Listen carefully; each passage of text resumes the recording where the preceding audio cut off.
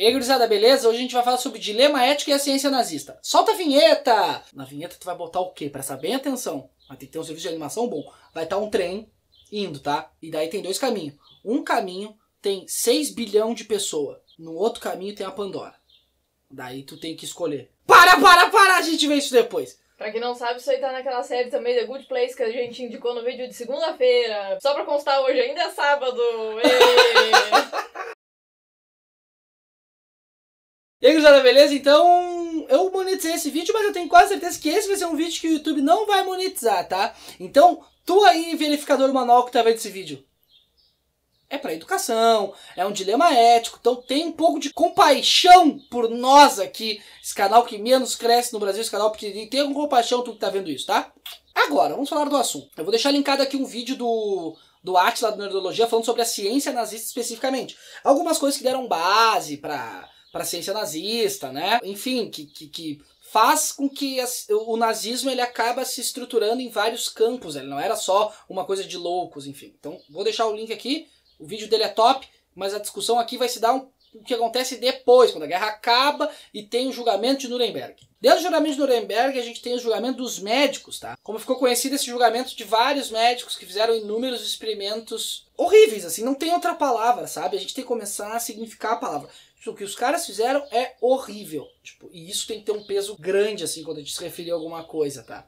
Ficou conhecido ali o do Mengele, que ele fez experimento com gêmeos, desde colar gêmeos, botar um líquido numa cor de um olho de um gêmeo para ver se o do outro gêmeo mudava de cor, enfim, foram coisas terríveis. O que há de pior no ser humano em termos de crueldade conseguiu ser feito nesses experimentos médicos, tá? E esses médicos foram julgados no julgamento de Nuremberg. O argumento de defesa dos médicos, daí tem até um vídeo sobre isso, era aquele assim, ó. Ah, eu só estou fazendo o meu trabalho. É, aquele argumento clássico que tinha na ditadura militar brasileira.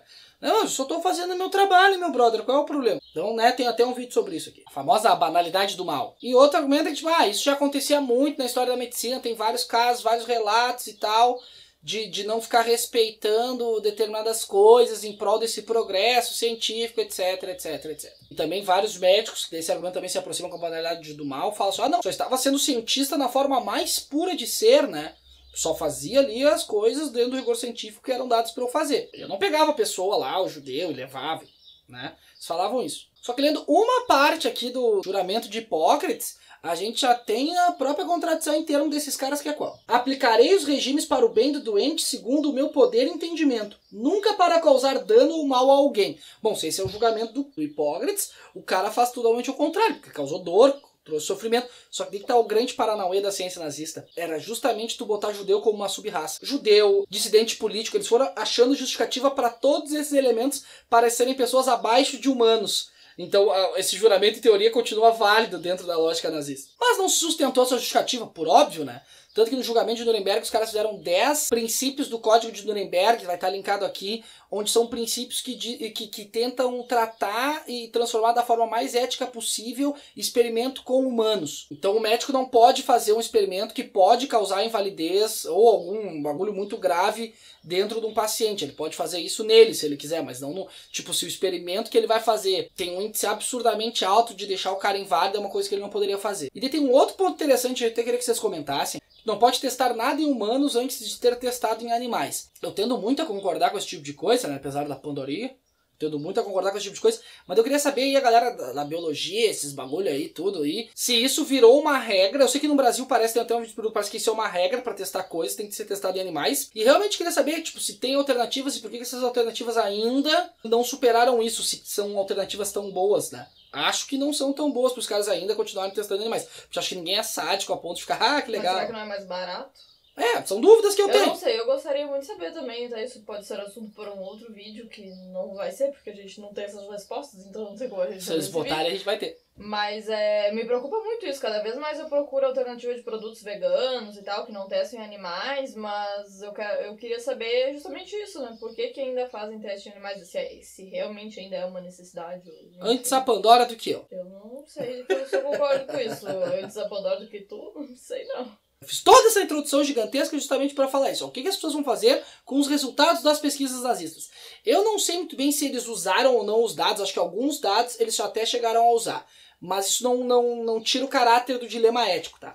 porque foi feita uma pesquisa, tá o link aqui embaixo também, o site sobre o Holocausto, tá em português também, tá, tem várias línguas, é um site bem legal, é uma condensação histórica violenta que tem ali, e daí foi feita uma pesquisa que mostra, tipo, que não, que os nazistas realmente eles eram super rigorosos cientificamente, aqueles dados são super ok de usar. Só que qual é o problema desses dados? O jeito que eles foram extraídos. E esse fica o dilema. Usar ou não usar esse tipo de dado? Porque lá tem dados super importantes, tipo, até que ponto o corpo humano resiste ao frio, por exemplo. Até que ponto o corpo humano resiste ao calor, esse experimento Mengele, os resultados são ok, mas a forma que tu tirou é da pior forma possível. Porque eles já foram coletados, que mal tem da gente usar esses dados, por exemplo, né?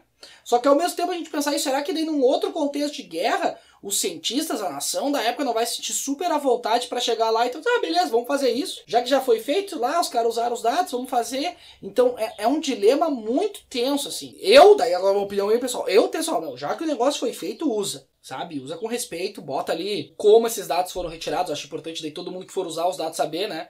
Esses dados foram retirados da base desse sofrimento, tal pessoa. Isso eu acho importante, mas eu tendo a achar que esses dados têm que ser usados. Mas eu sei que isso é um dilema ético bem intenso, não é um bagulho tipo, só tem que usar ou não, né? Porque, cara, tu parar pra pensar como os caras pegaram esses dados é uma coisa muito louca. E daí a gente fica sempre pensando, como esses nazistas são loucos, como esses nazistas... Não, cara, não era louco. Eu vou contar até uma historinha pra vocês, porque os caras não eram loucos. Teve um cara que ajudou... O que tu falou?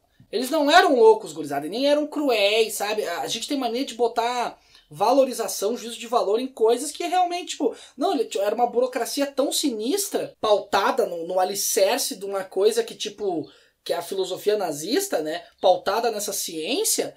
Que simplesmente o cara tava cumprindo um protocolo. O cara tava apertando um botão, só que esse botão era uma crueldade contra alguém. E é muito louco, a gente fica culpando os nazistas. Eles são o mal... Que a gente se esquece às vezes da história, por exemplo, do Alan Turing, que o que ele fez ali, uma série de coisas que ajudou a combater o nazismo ali, e o cara morreu como, velho? Morreu acusado de ser gay, teve que se matar de depressão, sei lá, saca? Então, tipo, morreu num país ocidental, democrático, né? E não tinha nada de nazista. Então, por que a gente fica culpando, às vezes, o mal, gurizada, tá em nós?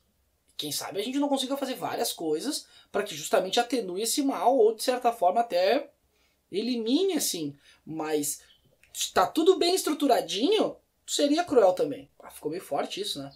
Não seria cruel, necessariamente. Se tá tudo bem estruturadinho para ser cruel, tu, indivíduo, que vai ter que ver. Vou fazer isso pela crueldade ou não vou fazer isso? Vou ser nazista aqui ou não vou ser? Tu, indivíduo, que vai ter que saber. Mas para saber isso, tem que ter um estudo mais aprofundado sobre ética, pelo menos, né? Entender o que são os dilemas, o que significa a vida humana, saca? Me dá uns pesados esse tipo de assunto, assim, tá? Era isso, beijo no cérebro de vocês e tchau. Escreve aqui embaixo o que tu acha, o que tu faria se tu ia usar os dados ou não.